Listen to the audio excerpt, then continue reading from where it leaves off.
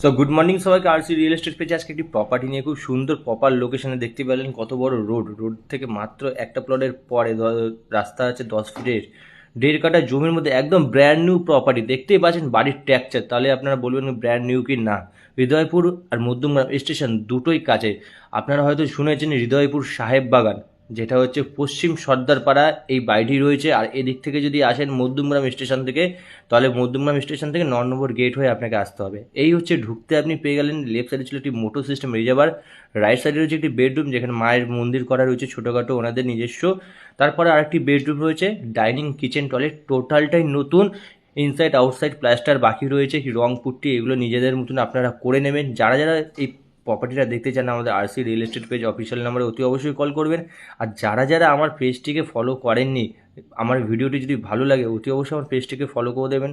ভালো থাকবেন, সুস্থ থাকবেন, আপনাদের জন্যই আমার এই কাজ।